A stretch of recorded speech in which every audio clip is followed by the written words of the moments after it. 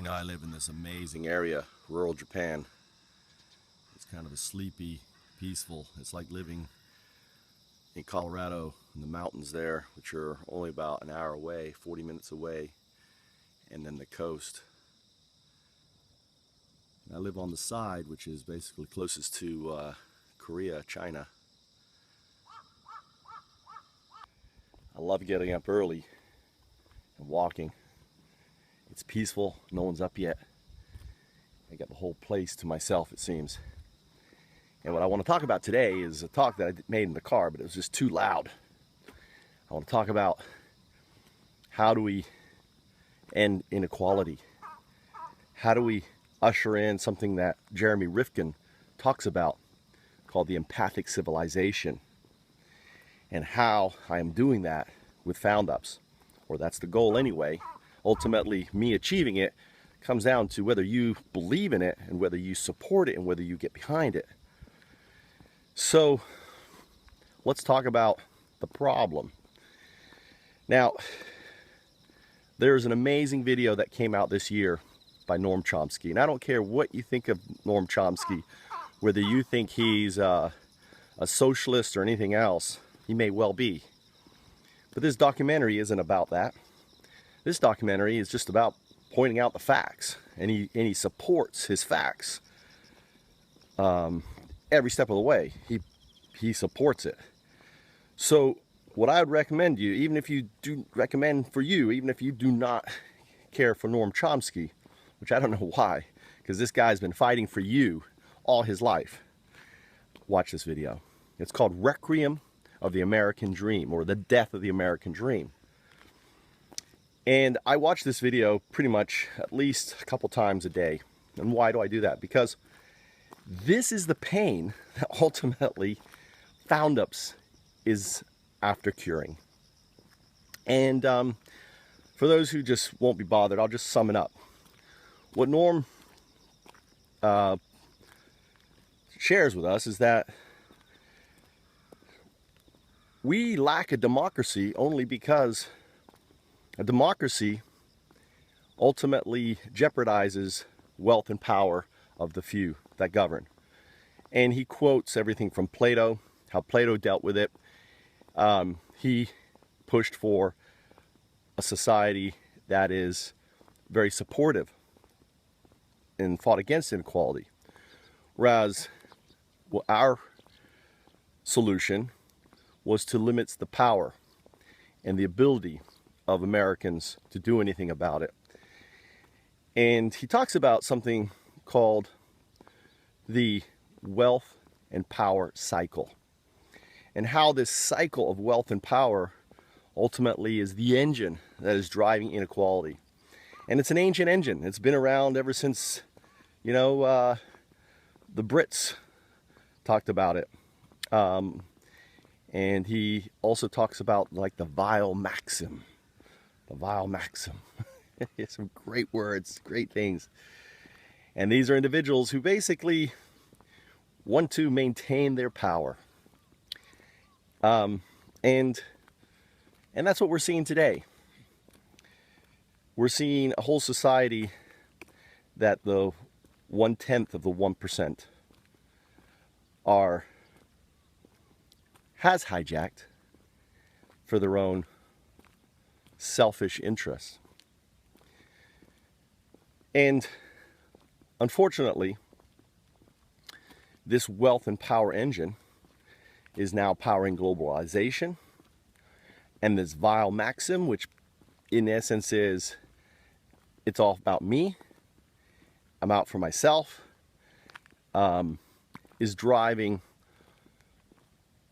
all the problems facing our planet. And you could call these externalities, and I take this from David Suzuki, of our business model. So externality is just the cost of doing business. So example, CO2 emissions, that is driving climate change, which is ultimately putting more energy into the sky that may create, very bad winters, because now you have more water vapor in the wintertime, and it creates incredibly hot summers because you have all this heat up there. It creates superstorms, all this stuff. All of these things are just the cost of doing business, producing cars, producing, fossil fuels, and to power our society. The sixth great extinction going on right now, well, just the cost of doing business.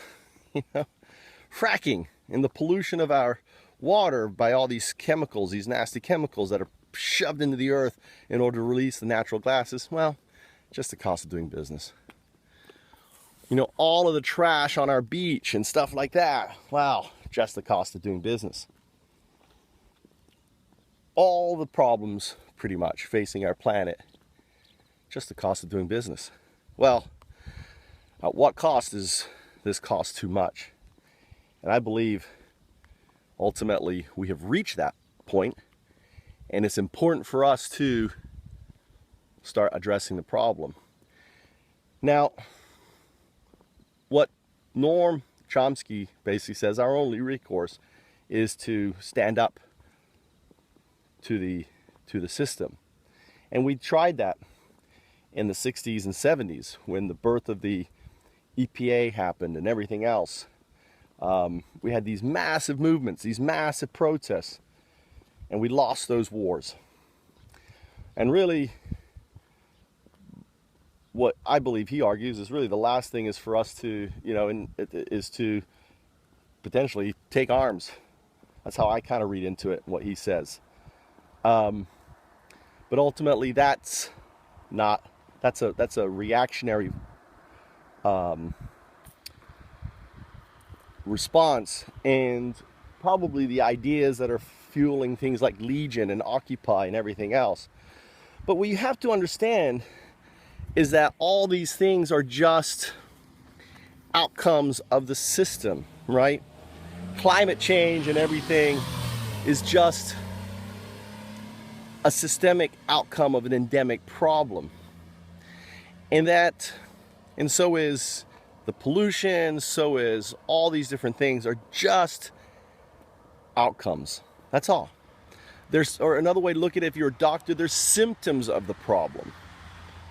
So how do we fix the problem? Well, we have to change the fuel that powers this growth, this what he describes as the wealth and power engine. We have to replace the fuel. So what is the fuel that powers innovation? What is the fuel that creates this massive wealth for the new, the new 1%? Where's all this, what is the underlying driving force for this? Well, if you're an entrepreneur or you do anything in governments or anything else, this is that the startup is the engine that drives growth. It creates jobs. It ultimately creates these super companies, and the 1% are ultimately investing into these projects because they get these crazy returns back. And I have many talks on it, but the simple reality is the startup is a game for the 1% to become even more wealthy. Because the majority of startups are going to fail, and unless you have the capital outlay, right, you're not going to have the endurance to find that one successful startup that then is going to supercharge you into launching more and more and more. So simply what Foundups does is this: it replaces the fuel that drives the wealth and power engine, right? The cycle, the engine, wealth, power, wealth creates, and he talks about it, lobbying and all these different things, passing laws, changing, changing how the EPA works, and removing rules so people can, Wall Street can cheat and all this other stuff, right? And also bailing out. If we were really a democracy, would we be bailing out companies? And we've been doing this, I didn't know this, but we've been bailing out companies since the 70s. It's been going on since the 70s. So these events are just part of our endemic problem. And why do I keep calling it an endemic problem? Well, because what you have to understand is you got to ask yourself, is this problem systemic? When it means, is it part of the system? And if it's part of the system, then I can fix it, right? Or is this actually an endemic problem, like a hole in your sidewall of your tire? You can't patch that tire. You have to switch it out and put on a new tire, right? And ultimately, what people don't realize, actually I think the guy Joseph from the Zeitgeist movement finally does, probably from my videos, I've been saying this for years and years and years, is that our underlying business model is endemically flawed. And the only solution is to usher in another one, or tear it down and usher in another one, okay? And tearing it down ultimately means revolution, which I'm not an advocate for, is revolution. So I want you to consider that. What would it mean to replace the startup, which is built on the idea of infinite growth on a finite resource planet? Let me show you. This right here is a finite resource. It's called rice.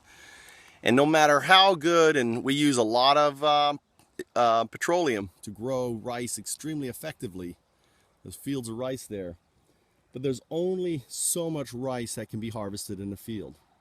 There is a maximum amount. And whether we're using petroleum, which is fertilizer and everything else, and gas to cut it to become extremely efficient, right? There's only so much. Now imagine our consumption of this rice is going up and up and up. So that means we have an exponential growth of consumption, but a finite resource. The system is broken. In our business model, you can simply call this compounded annual growth rate, which is the underlying equation that fuels valuation, and growth of companies. And it's one of the biggest reasons, well, it is the big reason why, for example, 75% of venture-backed startups fail, because they don't meet the metrics, right? The growth metrics or the customer participation metrics of CAGR. And these ideas are scrapped or sold or sold out to other companies to increase their valuation. And it's a 90% of startups fail because they don't meet those CAGR requirements, meaning on their launch they don't have the customer base, they don't have that growth cycle that is required. And 99.97% of pre-seed startups fail because they can't access the capital to even explore whether they can or cannot, and the majority of those actually don't meet the investor requirements of CAGR. So they just don't qualify for capital. So what does Foundups do, and how is it what I'm doing going to save the planet? And I'm serious, save the planet. To me, save the planet means stop the mass extinction. For me, save the planet means put a halt to climate change and what we're doing. To me, save the planet means, clean our beaches and clean up and provide affordable housing and a way of life to the people. To me, that's what save the planet means. Because ultimately, we are losing all of that. And unless we do something about it, and do something about it soon, we do risk everything. So what Foundups does is it replaces the fuel by launching in parallel a new business model on something called the blockchain. The blockchain is a new paradigm. Blockchain did not exist, and I should qualify that. The blockchain did exist in 2009, 2010 as Bitcoin. But the blockchain I'm talking about is the one that is programmable, the one that operates on code in regards to smart contracts. It's basically in the cloud. And it allows us to decentralize our current financial systems. And I don't know if you know this, but the majority of corporate profits now come from fintech. Over 40% of global corporate profits come from finance. What the heck does that mean? It means working numbers, right? It means savings and loans. It means all this crap, right? It means basically pumping CAGR. CAGR is responsible for over 40% of corporate profits globally. And what Foundups does is it changes, one, it removes CAGR from the equation of launching innovation. And number two, using the smart contracts, it mandates kind of a requirement on the birth of an idea to return up to 100% of the net profits and capital gains based on the smart contract back into a decentralized hedge fund that we all participate in. It's called a DAO. Anyone can participate in it, and participating to get basically a stake in the DAO. Think of it like an IRA. And then this DAO, which is autonomously driven by something I call the noodle or core, right, puts investments autonomously into Foundups based on their validation valuation. And the validation valuation comes from likes, follows, shares, and other things that people participate. So the noodle, kind of like the Google algorithm, is always trying to push, ads in front of your eyeballs. What the noodle does is ultimately monitoring and then pushing Foundups to folks that it thinks would support them. So with Foundups, for example, there is no, social media craze pushing your Kickstarter idea, right? You don't need large networks because the noodle takes care of that. The noodle will push your idea in front of folks. And Foundups simply are ideas that help our planet systems improve. I've got a video called Beach Boy Anon, which is Anon's dad. Kind of a fun video that explains how a Foundup works. And here's this old codger who wants to save the beaches, because that's what he's been doing for 40 years, is picking up trash. He's getting tired, and it's getting worse and worse. So in our system, which differs from our selfish startup system, where these billions of dollars goes into the pockets of a very few that then are used to live in a life of opulence and gluttony, what Foundups does is it puts the money back into the DAO. And if you were one of the stakeholders that were responsible for the success of that Foundup, then you have access to those funds to spend and support more Foundups. It's kind of like an ever-ending cycle growth, system. So Foundups beget more Foundups, beget more Foundups. And that's a lot of interesting things. So for example, one of the key things behind Foundups, and something I learned as an entrepreneur, the most important person that can be on your team is what's known as an archangel. An archangel is a champion, someone who's recognized. For example, I've been reaching out for Noam Chomsky to be a champion, but he doesn't quite get it. He has become so, and I understand, his reputation is everything. He doesn't know who I am. So how does he champion? But there are champions out there that make a leap of faith. He's not one of them. And I had that fortunate experience when I was a senior in college, and Dean Emeritus Richard Fallon, which is known as, is really a dog in the School of Theater, right? Just an amazing, his name's on the theater and everything else. And he didn't know who I was. And I shared with him my idea of this Southern Shakespeare Festival, like a community event. We bring over actors from London. We perform for free in the park. Joe Papp had been a chair here, which is the guy who founded the New York Shakespeare Festival. Let's put this on. Let's bring together FAMU. Let's bring the TCC. Let's bring the FSU. Let's bring the city, the community, bring it all together for this event.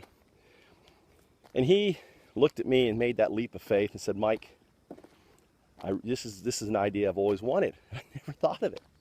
This is amazing. This is what the community needs. And he got behind me. He didn't give me money. He didn't start opening up and working for me. All he did was he lent me his name. he lent me his credibility. And with that name and with that credibility, we had 30,000 people attend the second year, 20,000 the first year, and the event is still going on today. I had no experience in producing. I had never written a grant. I'd never even been in a full-length production, even though I was a theater major. And this event changed everything. And it changed everything because of an archangel. Fallon was my archangel. So the Southern Shakespeare Festival was my first Foundup. Even though I didn't know it at the time, it was 1995. 1994, we launched in 1996. But I became obsessed with how was I able to launch the Shakespeare Festival, and what systems would I have to create in order to do that. And that led me to something known as the Open Innovation Framework, which I basically needed to build in order to build the idea of a decentralized Foundup. And fortunate to me, in looking for someone to help me build it, I ran into two guys. One is called Mihai and his best friend Vitalik. And they were both working on a project called Small Planet at a time, with a real jerk running it, which is the predecessor to Ethereum, Small Planet. NET was the domain. And I shared at that point, it was 2012, and I was frustrated, and I shared everything about the project. I said, you know what? I'm going to take a leap of faith. I'm going to share with you how it all works. How projects create their own tokens, how these tokens create valuation by likes and actually create value, and how they're tied into a stake, and the stake goes up in value, and ultimately how these ideas launch is something called an open corp, or what they call a DAO, that ultimately puts the money back into the DAO in our system, right? And DAOs beget more DAOs, and as DAOs become launch more DAOs, the amounts of funding for different projects go up and up and up as it moves down the pyramid. I described everything that Ethereum could do back in 2011. And the genius behind Vitalik and Mihal, the founders of Ethereum, the guys who got it going, right? The genius of them was engineering what I'd come up with, the Open Innovation Framework, on the blockchain. That is the genius. So we can save our planet. We can change everything. We can do it. And all we need to do it is introduce a new fuel. And that new fuel ultimately is Foundups on the blockchain. I hope you enjoyed this talk. There's a white paper you can read of mine called The Selfish Startup, www.theselfishstartup.com. And you can read, and I go in a lot more detail about Foundups, how it will be built on the blockchain, and how we have now the opportunity not to go to rebellion, but to ultimately usher in a new paradigm in parallel to, call it a paradigm shift in parallel to the selfish startup called the Selfless Foundup. Hope you enjoyed this talk. If you want to reach me and talk to me, I'm available on Skype. I live on Skype. My Skype is Foundup. You can also join our Slack, and what we're doing, or what I'm doing, is launching a global event called UNXXX, 4 X's, UNXXX. They are self-organizing global unconferences for the promotion of the blockchain on ETC, the unforked one, the classic. And my goal is to launch Foundups on ETC. And I'm also buying ETC because I believe ETC is going to grow up and ultimately become the next Bitcoin. And I have every confidence that it's going to do that. So you can support us on my crowdfunding campaign. If you believe what I'm doing is worth $1, worth $100, well, I think it's priceless, to be honest with you. And I'm more than willing to sit down with you and show you the IP that I shared with Mihai, and ultimately he shared with Vitalik, that showed everything that Ethereum did today. If you should think I'm lying or making the story up, the cool thing is that this IP is in cold storage, which means I lost access to it in early 2013, even though I had it through 2012, a company called Slide Rocket. So I can go through and show you how it all worked, because I built the prototype for Foundups, for Play Foundups, and I talk about all the pieces and how they all fit together. Everything how they create, describing the blockchain and everything else, even though without the words, right? I call it corporate cloud, open corp cloud is what I call the blockchain back in 2011. Thanks for listening, and look forward to hearing from you. Take care.